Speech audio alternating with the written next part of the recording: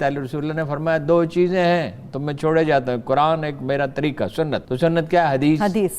اور سیرت آپ پڑھتے ہیں آپ کو سمجھ میں آنے لگتی ہے۔ 40-50 حدیثیں پڑھنے کی ضرورت ہوتی ہے جو بیسک ہیں۔ جی نہیں ہارون رشید صاحب، صرف ڈرامے بازی کے لیے، برین واشنگ کے لیے 40-50 حدیثیں پڑھنے کی ضرورت نہیں ہے۔ اس طرح تو آپ بچوں کی برین واشنگ کرنے کے لیے انہیں اچھی اچھی حدیثیں چن کے پڑھا دیں گے، لیکن جو بے وقوفانہ اور احمقانہ حدیثیں ہیں ان کو کون پڑھائے گا؟ آپ نے تو یہ کام نہیں کرنا، آپ تو چن چن کے اچھی اچھی باتیں بتا دیتے ہیں۔ تو آپ کا کام میں کرتا ہوں، جو حدیثیں ایسی ہیں جن پہ آپ کو شرمندگی ہوتی ہے وہ آپ کے بچوں کو میں پڑھاؤں گا۔ اور رائٹ میرے پیارے دوستوں، میں ہوں حارث سلطان، ایک پاکستانی ملحد، اور صحیح بخاری کی درس و حدیث کا سلسلہ جاری ہے۔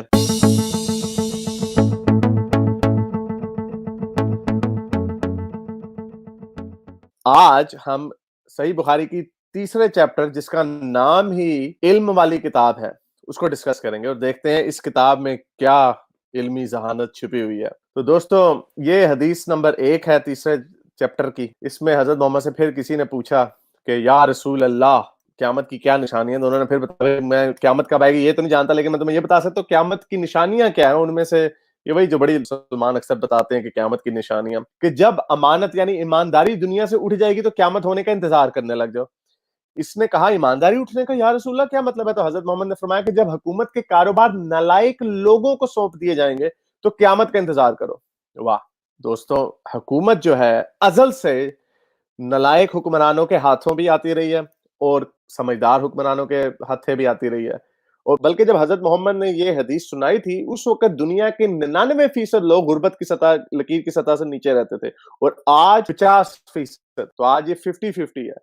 تو اس کی صرف ایک وجہ ہے کہ مجموعی طور پہ اوور آل جو حکومتیں ہیں وہ کامیاب لوگوں کے ہاتھ میں جا رہی ہیں، کیونکہ ہم نے ایک نظام ایسا بنایا ڈیموکریسی کا، اور ایک الیکشن کا پروسیس ہوتا ہے جس میں کامیاب لوگ، زیادہ سمجھدار لوگ آگے جاتے ہیں، ذہین لوگ آگے جاتے ہیں، جس کی وجہ سے وقت کے ساتھ ساتھ حکومت جو ہے اوور آل وہ اچھے سمجھدار لوگوں کے ہاتھوں میں آ رہی، نالائق لوگوں کے ہاتھوں میں نہیں آ رہی۔ اکا دکا آپ کو ایگزامپلیں مل جائیں گی، لیکن بہرحال جو بددیانت لوگ یہ تو پوری دنیا میں ہمیشہ سے رہے ہیں، نیرو کلیگلا نالائق لوگ ہمیشہ سے رہے ہیں، اس میں تو کوئی خاص بات نہیں ہے۔ تو یہ بھی قیامت کی نشانی غلط بتائی ہے، کیونکہ اوور آل جیسے میں نے آپ کو بتایا اس وقت دنیا کی حکومتیں، کاروبار حکومت جو ہے زیادہ سمجھدار لوگوں کے لیے، قابل لوگوں کے ہاتھوں میں آ رہا ہے۔ اب یہاں پہ لوگ کچھ کہیں گے نہیں نواز شریف دیکھو کتنا نالائق تھا، یہ وہ، اکا دکا آپ کو ایگزامپلیں مل جائیں گی، لیکن ایسے ہر جگہ نہیں ہے۔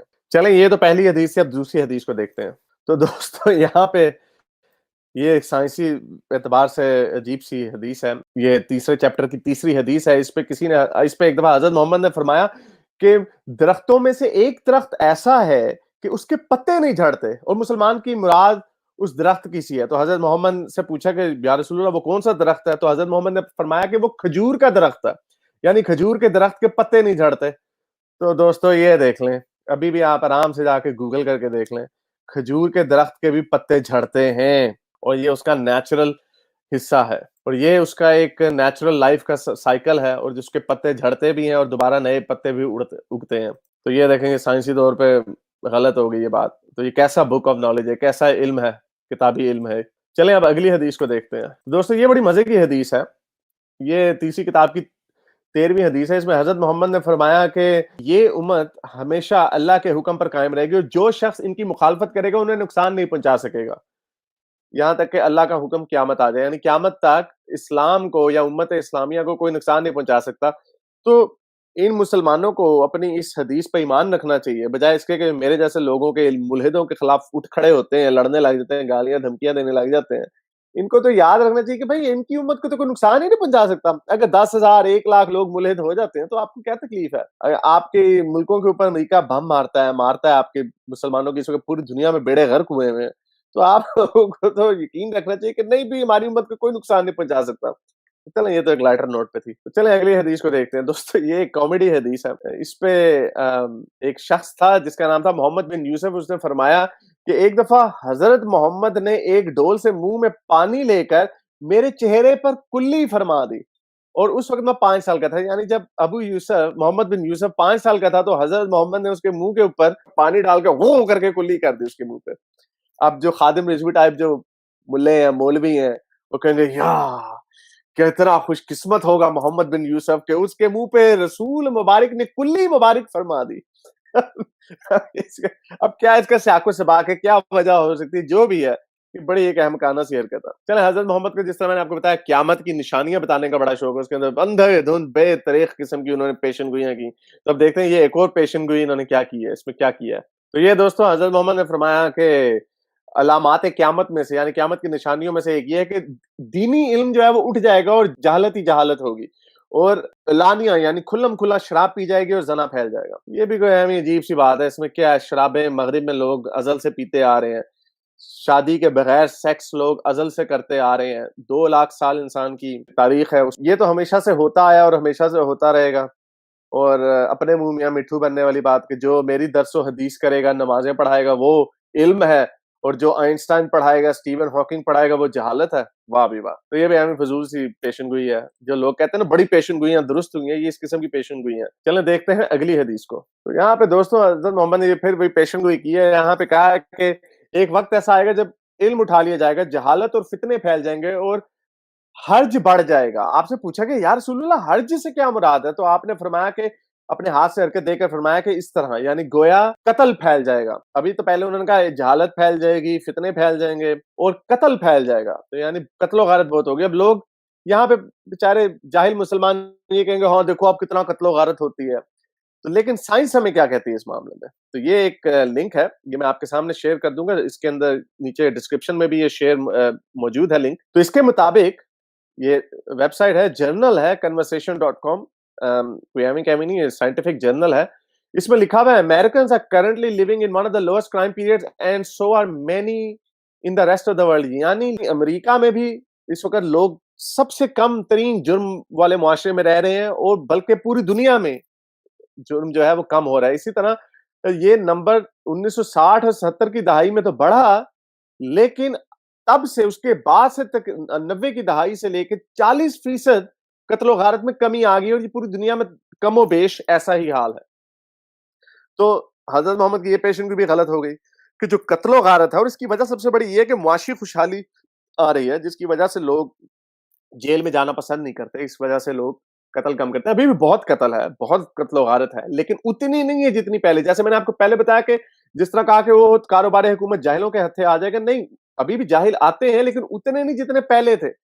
99% गुर्बत से कम होकर 50% गुर्बत होगी। उसी तरह कत्लो गारत जो थी उससे 40% कमी आ गई 70 की दहाई से लेकर, और 70 की दहाई से पहले, उससे पहले और कत्लो गारत होते थे। तो कत्लो गारत कम हो रही है, गुर्बत कम हो रही है।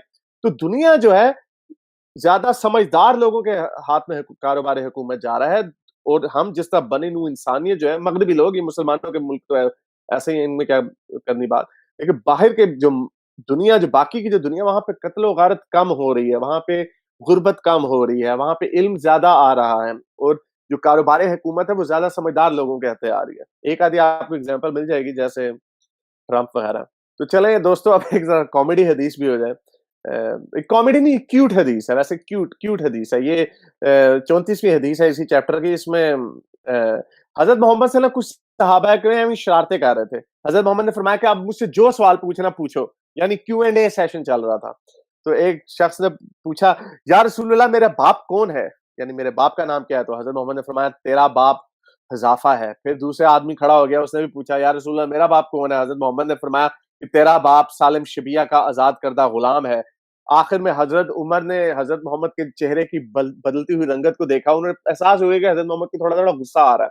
तो उन्होंने कहा, या रसूलुल्लाह हम इनकी बातें दरियाफ्त करते हैं, जो आपको नागवार हो तो अल्लाह से तौबा करते हैं। यानी वो हजरत उमर ने पहचान लिया कि हजरत मोहम्मद के साथ हम क्या ऐसी शरारतें की जा रही हैं, मेरा बाप कौन है, मेरा बाप कौन है, उनकी शरारतें कर रहे थे। तो हजरत मोहम्मद ने से उन्होंने माफी मांग ली कि हम अल्लाह ताला से तौबा करते हैं। चलो दोस्तों अब ये देखते हैं हजरत मोहम्मद की ज़हनियत को समझने का कि एक चीज होती है ऑब्सेसिव कंपल्सिव डिसऑर्डर, यानी बहुत सारे लोगों में एक इस तरह की बीमारी होती है कि गीली जगह पे हाथ नहीं रखना, या कोई भी चीज करनी है 2-2 3 दफा करनी है, ताक के नंबर में करनी है। तो हजरत मोहम्मद को 3 की बीमारी थी, इनको हर चीज ना 3 में करने का शौक था। तो इस पे ये एक हदीस है, उसमें बताया कि हजरत मोहम्मद जब कोई इरशाद फरमाते, जब कोई बात करते तो उसे 3 बार कहते ताकि लोग उसको अच्छी तरह से समझ लें।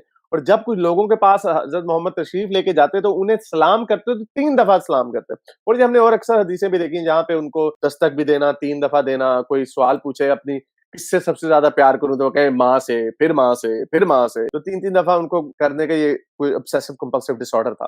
چلیں اگلی حدیث کو دیکھتے ہیں. یہ بڑی مزے کی حدیث ہے. جو لوگ مجھے کہتے ہیں کہ وہ یہ تو پے پال پہ اور پیٹریون پہ پیسے مانگتا ہے، چندے حاصل کرتا ہے، تو حضرت محمد بھی اسی طرح کا کام کرتے تو اس زمانے کے حساب سے وہ اس زمانے کا پے پال اور پیٹریون چلا رہے تھے.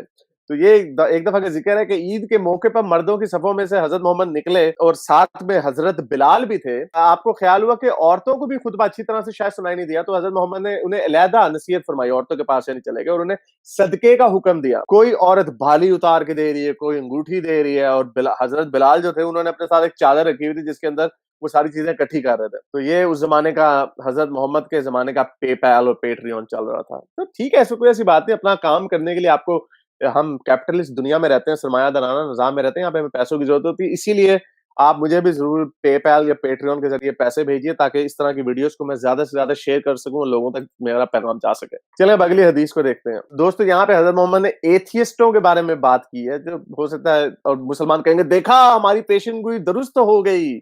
تو اس میں حضرت محمد نے فرمایا کہ ایک وقت ایسا آئے گا جب نا علم کوئی باقی علم نہیں رہے گا اور لوگ جاہلوں کو سردار بنا لیں گے اور ان جاہلوں سے سوالات پوچھیں گے اور وہ بغیر علم کے جواب دیں گے. اس لیے خود بھی گمراہ ہوں گے اور لوگوں کو بھی گمراہ کریں گے. کچھ مولوی حضرات یہاں پہ، کچھ لوگ یہ کہتے ہیں، ماڈرن مسلمان ہیں، کہ وہ کہتے ہیں نہیں یہ مولویوں کو کہا جا رہا ہے، لیکن مجھے لگتا ہے یہ، اور کچھ جو مولوی حضرات ہیں وہ کہیں گے کہ دیکھو ملحدوں نے حارث جیسے لوگوں کو اپنا سردار بنا لیا، حارث کو فون کر کے سوالات پوچھتے ہیں، سولوشن مانگتے ہیں. تو دیکھا ہمارے حضرت محمد نے تو پہلے ہی کہہ دیا تھا کہ ایک ایسا وقت آئے گا. مزے کی بات ہے، پھر وہی بات، اس میں کوئی خاص بات نہیں ہے، یہ وقت ہمیشہ سے رہا ہے. لوگ ارسطو، افلاطون، ان لوگوں کو سنتے رہے ہیں ہمیشہ سے. آئنسٹائن، اسٹیون ہاکنگ کو آج کل سنتے رہے ہیں، ڈارون کو سنتے رہے ہیں. تو یہ کوئی بڑا تیر حضرت محمد نے نہیں مارا. جو یہاں پہ بات دراصل یہ کہ جو حضرت محمد کی مینٹیلٹی سے، لاجک سے یا ان کی منطق سے ایگری نہیں کرتا، اس سے متفق نہیں ہوتا، تو وہ اس کو جاہل بنا دیتے ہیں. یعنی جو میں کہوں گا وہ جہالت ہے. جو یہ مولوی حضرات، ملا منافق جیسے لوگ جو کہیں گے وہ ہاں جی ہاں بڑی علم کی بات ہو رہی ہے، اس میں بھی کوئی خاص بات نہیں ہے. چلیں اگلی حدیث کو دیکھتے ہیں. یہ بڑی مزے کی حدیث ہے دوستو. یہاں پہ پھر ثبوت ملتا ہے کہ حضرت محمد بیٹھے بٹھائے چیزیں ایجاد کر لیتے تھے. تو یہ اسی طرح کا ایک واقعہ ہے کہ ایک دفعہ ایک عورتوں نے حضرت محمد سے پوچھا کہ یا رسول اللہ، مرد جو ہے ہم سے آگے نکل جائیں گے، آپ ہمیں بھی کوئی اسپیشل خطبہ دیا کریں. تو حضرت محمد نے ان سے ایک دن کا وعدہ فرما لیا. اس دن عورتوں سے آپ نے ملاقات کی اور انہیں وعظ فرمایا، اچھے احکامات سنائے. ان میں سے ایک یہ تھا کہ جو کوئی عورت تم میں سے اپنے 3 لڑکے آگے بھیج دے، یعنی جس عورت کے 3 بیٹے مر گئے ہیں، تو وہ اس کے لیے دوزخ سے پناہ بن جائیں گے. یعنی ان عورتوں کو دوزخ کی آگ نہیں چھوئے گی، کیونکہ ایک طرح سے اس کے 3 بچوں کی اس نے قربانی دے دی ہے، یا اپنی موت بھی مر گئی جو جس وجہ سے بھی مرے. تو اس پہ ایک عورت نے کہا یا رسول اللہ، اگر 2 بیٹے آگے بھیج دیں تو پھر کیا؟ تو حضرت محمد نے فرمایا ہاں دو بھی. تو شاید وہاں پہ کوئی ایک ایسی عورت بھی ہوتی جس کا ایک بیٹا ہوتا تو وہ بھی آگے پوچھتی کہ یا رسول اللہ، اگر میرے 3 نہیں ہے، 2 نہیں ہے، اگر 1 ہوں تو کیا؟ تو حضرت محمد نے اس پہ بھی کہہ دینا تھا ہاں ایک بھی چلے گا. تو یہ ظاہر ہوتا ہے کہ بیٹھے بٹھائے چیزیں ایجاد کر لیتے تھے. جیسے آپ مجھ سے پوچھیں حارث اچھا انسان کون ہے، تو میں آپ کو کہوں اچھا انسان وہ ہے جو اپنی ماں سے پیار کرتا ہے. تو کوئی بندہ کہے یار حارث باپ سے پیار کرنا نہیں ہے، میں کہوں ہاں باپ بھی ٹھیک ہے. تو اس طرح حضرت محمد بیٹھے بٹھائے چیزیں بنا لیتے تھے. یہ میں نہیں کہہ رہا، یہ آپ کی بخاری کی حدیث کہہ رہی ہے. چلے دوستوں اگلی حدیث دیکھتے ہیں. یہ بھی وہی کہ اپنے لیے اسپیشل اصول بنائے ہوئے ہیں. تو کسی نے حضرت محمد نے ایک دفعہ فرمایا کہ مکے کے اوپر نہ کوئی حملہ نہیں کر سکتا، کوئی یہاں پہ لڑائی مار کٹائی نہیں ہو سکتی. تو انہوں نے فرمایا مکے میں کوئی خون ریزی نہیں کر سکتا یا اس کا کوئی پیڑ بھی نہیں کاٹ سکتا. پھر آگے کوئی اللہ کے رسول کی وجہ سے اس کا جواز نکالے تو اسے کہہ دو. اور آگے سے اگر کوئی بندہ یہ کہے کہ نہیں میں اللہ اور رسول کے لیے مکے میں لڑائی کر رہا ہوں، جنگ اللہ اور رسول کے لیے کر رہا ہوں، تو اس کو کہہ دینا کہ نہیں بھائی کوئی تمہارے پاس اجازت نہیں ہے.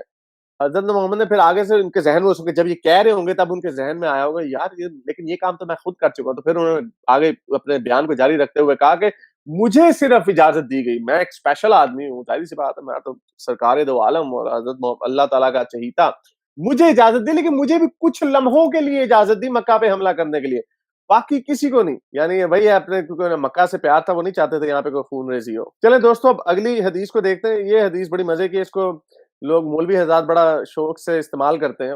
یہ ہے حدیث نمبر 52. تو اس میں حضرت محمد نے فرمایا کہ اپنی اولاد میرے نام کے اوپر رکھو. یہی وجہ ہے کہ ہر مسلمان کے نام سے پہلے نا محمد لگا ہوتا ہے, یعنی محمد سلمان, محمد بھٹی, محمد شہید, محمد, ہر بندے کا نام محمد ہے. تو یہ دیکھیں, اب اس کو کہتے ہیں نارسسزم, یعنی اپنے آپ کو ہر جگہ پہ گھسایا ہوا. اور یہاں سے ظاہر بھی ہوتا ہے کہ حضرت محمد کو اپنی لیگیسی چھوڑنے کا بڑا شوق تھا, یعنی اپنا نام دنیا میں چھوڑ کے جانے. کہ دیکھ لو آج بھی 1400 سال بعد لوگ ان کے نام پہ اپنے بچوں کے نام رکھ رہے ہیں. تو یہاں سے پتہ چلتا ہے کہ یہ پورے اسلام بنانے کا مقصد کیا تھا, ایک اپنا نام چھوڑ کے جانا دنیا میں. بڑے بڑے لوگوں کو نام چھوڑ کے جانے کی خواہش رہتی ہے. اکیلیس کو تھی, الیگزینڈر دی گریٹ کو تھی, جولیس سیزر کو تھی, چنگیز خان کو تھی. اس طرح کے بڑے بڑے لوگ, کچھ لوگ گزرتے ہیں جو ان کو اپنا نام چھوڑ کے جانے کی ہوتی ہے. اس سے ظاہر ہوتا ہے, اب جیسے اگر میں ہوں, میں کہوں کہ جتنے ملحد آج سے پاکستان میں, جو ملحد میرے چاہنے والے ہیں, جو مجھے پسند کرتے ہیں, اپنے نام اپنے بچوں کے نام سے پہلے نا حارث لگا دو, ہیرس لگا دو بس. لیکن اچھا, آگے اصل مزہ تو آگے کی بات میں. اور جس شخص نے مجھے خواب میں دیکھا تو بلا شبہ اس نے مجھے ہی دیکھا, کیونکہ شیطان میری صورت نہیں اختیار کر سکتا. اور جس بندے نے میرے نام کے ساتھ جان بوجھ کے جھوٹ بولا اور دوزخ میں اپنا ٹھکانہ تلاش کر لیا. تو یہ مولوی آپ نے دیکھا ہوگا کہ بھائی فلاں حضرت محمد میرے خواب میں آ گئے, انہوں نے یہ کہہ دیا, میرے خواب میں حضرت محمد نے آ کے یہ کہہ دیا. اب بندہ پوچھے کہ جس نے حضرت محمد کو دیکھا ہی نہیں, اسے کیا پتا وہ خواب میں حضرت محمد ہے. اب وہی بندہ اگر حقیقت میں آ کے ان کو کہے کہ میں محمد ہوں, تو یہ کہیں گے چالو تو کہاں سے محمد آ گئے. یا کوئی آ کے کہہ دے میں حضرت عیسیٰ ہوں, میرا عیسیٰ کا دوسرا, میں دوبارہ واپس آ گیا ہوں, یا امام مہدی ہوں, ان کو پتہ بھی نہیں چلے گا کہ کون کون ہے. ظاہر بات ہے جب آپ نے کسی چیز کو دیکھا ہی نہیں تو آپ اس کو کیسے کہہ سکتے ہیں. تو حضرت محمد بھی اسی طرح لوگ اپنی طرف سے بنا دیتے ہیں. چلیں اگلی حدیث دیکھتے ہیں, یہ بھی بڑے مزے کی حدیث ہے, اور اس حدیث سے پتہ چلتا ہے کہ اسلام کتنا امن پسندی کا مذہب ہے. تو یہاں پہ بتایا جا رہا ہے کہ حضرت محمد نے ایک دفعہ فرمایا کہ آپ کے پاس کوئی اور بھی کتاب ہے. انہوں نے فرمایا کہ نہیں, مگر اللہ تعالیٰ کی کتاب قرآن ہے, اور یہی فہم اور وہ ایک مسلمان کو عطا کر دیتا ہے, یا پھر جو کچھ اس صحیفے میں ہے. میں نے پوچھا کہ اس صحیفے میں کیا ہے, تو انہوں نے فرمایا دیت اور قیدیوں کی رہائی کا بیان ہے, اور یہ حکم کہ مسلمان کافر کے بدلے میں قتل نہ کیا جائے. یہ حکم ہے کہ مسلمان کافر کے بدلے میں قتل نہ کیا جائے, یعنی اگر کسی کافر نے مسلمان کو قتل کر دیا تو اس کا سر تن سے جدا تو ہو جائے گا, لیکن اگر کسی مسلمان نے کافر کا قتل کر دیا ہے تو اس کا سر تن سے جدا نہیں ہوگا. واہ, کہتے ہیں نا کہ بڑے جسٹس پہ بنا ہوا, عدل کے اوپر بنا ہوا ہمارا اسلام ہے. تو یہ کیا ہے, یہ کیا ہے اس حدیث میں لکھا ہوا. بک تیسرے چیپٹر کی 53 حدیث ہے, صاف صاف لکھا ہوا ہے کہ حکم ہے کہ مسلمان کافر کے بدلے میں قتل نہ کیا جائے. یعنی اگر کسی یہودی نے مسلمان کا قتل کر دیا تو ٹھیک ہے, اس کا سر تن سے جدا کر دو, لیکن مسلمان نے اگر کسی یہودی کا مار دیا تو یار چلو رہنے دو, کوئی بات. ان لوگوں کا مزہ پھر تبھی آتا نا. ریمنڈ ڈیوس تھا, اس نے امریکہ میں, امریکی تھا وہ, آ کے کوئی 3 ڈاکوؤں کو قتل کر کے نکال کے لے گئے. وہ انہوں نے کہا تاڑی ایسی تیسی جس کی لاٹھی اس کی بھینس. تو جب حضرت محمد کی لاٹھی تھی تب بھینس بھی انہی کی تھی. چلیں دوستو اگلی حدیث دیکھتے ہیں. یہ بھی وہی بڑی مزے کی حدیث ہے. اس میں بھی حضرت محمد بھائی اپنا مائنڈ جو ہے ہمیشہ بدل لیتے تھے.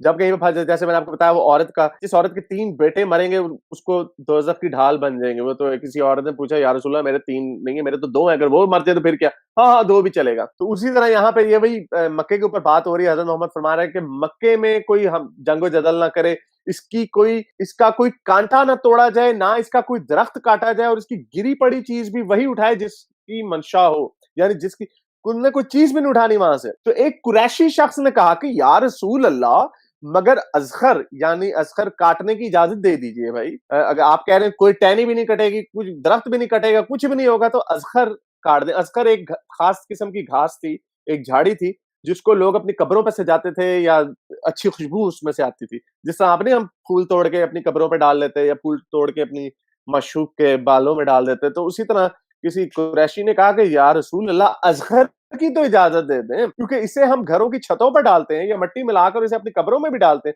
تو یہ سن کے حضرت محمد نے فرمایا ہاں اذخر ٹھیک ہے, اذخر چلے گا, کوئی بات نہیں.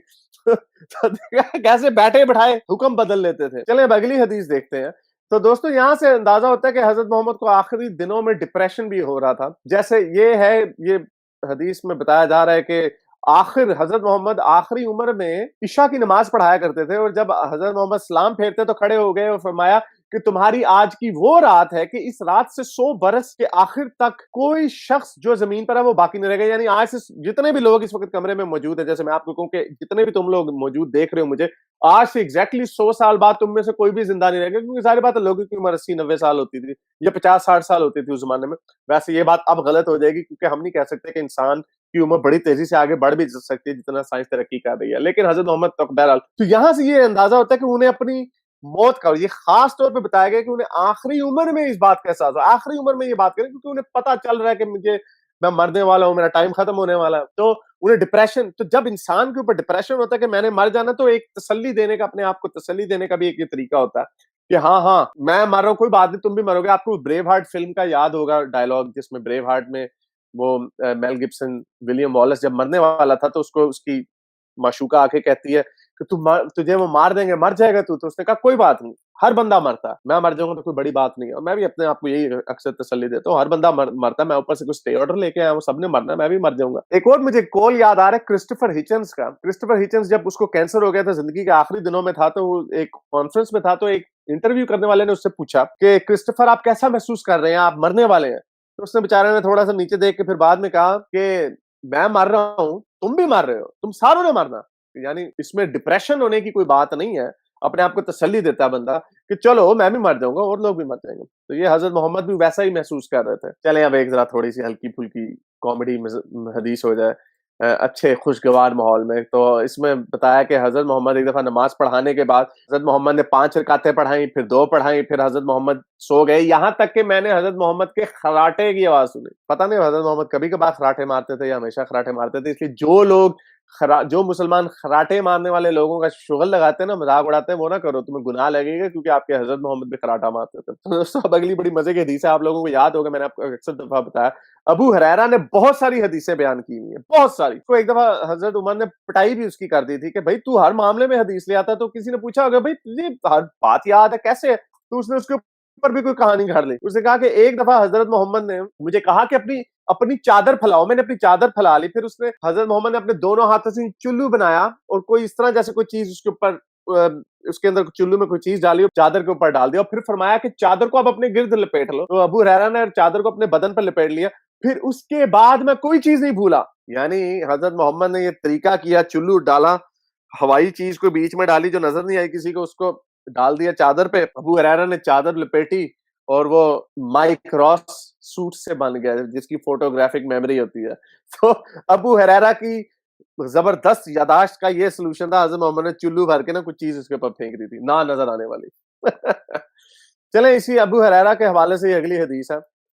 ابو ہریرہ صاحب نے فرمایا کہ رسول اللہ نے فرمایا کہ علم کے 2 برتن یاد کر لیے ہیں, ایک کو میں نے پھیلا دیا ہے, اور دوسرا برتن اگر میں پھیلاؤں تو میرا یہ نرخر کاٹ دیا جائے, یعنی سانس کی نالی جو ہے وہ کاٹ دی جائے. تو وہ کہہ رہا ہے, ابو ہریرہ کہہ رہا, میں نے ایک برتن کا علم جو ہے نا وہ دے دیا, دوسرا برتن کا ابھی میں نے نہیں دیا, وہ دوں گا تو میری شہرک تم لوگ کاٹ دو. اب بندہ پتہ نہیں اب یہ دوسرے برتن میں کون سی علم والی باتیں تھی, پتہ نہیں اس میں اور امبیرسمنٹ ہونی تھی شاید, اس وجہ سے نہیں شاید اس نے سنایا. اب یہ دیکھیں, یہ جہاد والی پھر سے آ گئی ہے. ایک دفعہ ایک شخص نے حضرت محمد سے پوچھا کہ یا رسول اللہ, اللہ کی راہ میں لڑائی کی کیا صورت ہے, کیونکہ ہم میں سے کوئی غصے کی وجہ سے, کوئی غیرت کی وجہ سے لوگوں سے جنگ کر لیتا. آپ نے فرمایا جو اللہ کے کلمے کو سر بلند کرنے کے لیے لڑے وہی اللہ کی راہ میں لڑتا.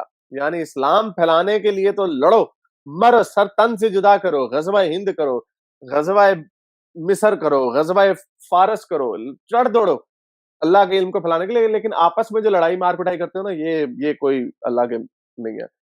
تو غیرت کے نام پہ جو تم قتل کر دیتے ہو نا, وہ ٹھیک نہیں ہے حضرت محمد کے مطابق.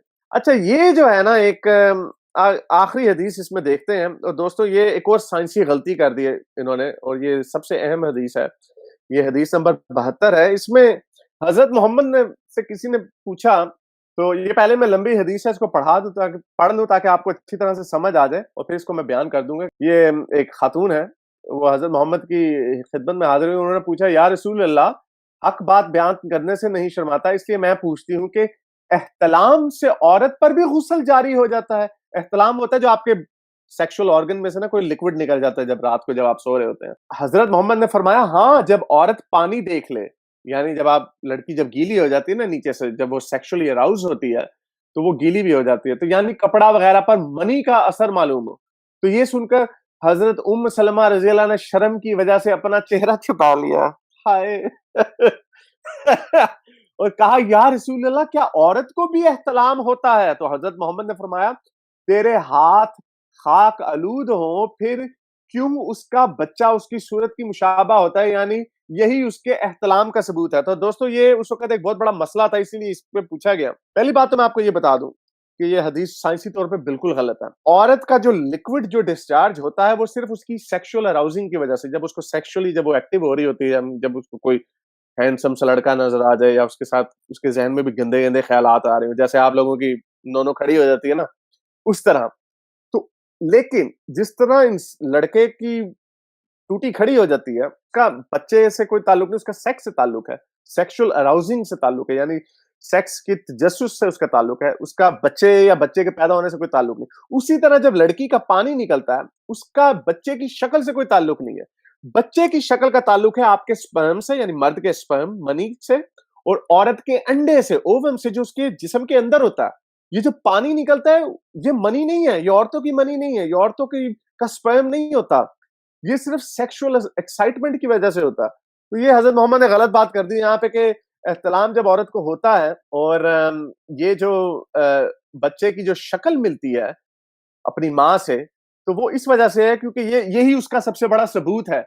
تو دوستو یہ ثبوت نہیں ہے. لڑکی بچے کی شکل اپنے باپ پہ جاتی ہے یا ماں پہ جاتی ہے تو اس میں باپ کے سپرم کا لینا دینا ہوتا ہے یا عورت کے انڈے کا لینا دینا ہوتا ہے. تو یہ بھی سائنسی طور پہ, جس طرح وہ درخت کھجور کے درخت کے پتے نہیں جھڑتے, جو غلط بات ہے سائنسی اعتبار سے, اسی طرح یہ بھی سائنسی اعتبار سے غلط بات ہے. چلیں بہرحال دوستوں, اب تک کے لیے اتنا ہی. ویڈیو لمبی ہو رہی ہے, اگلی ویڈیو میں اگلے چیپٹر کے ساتھ پھر حاضر ہوں گا. تب تک کے لیے سائنس حافظ.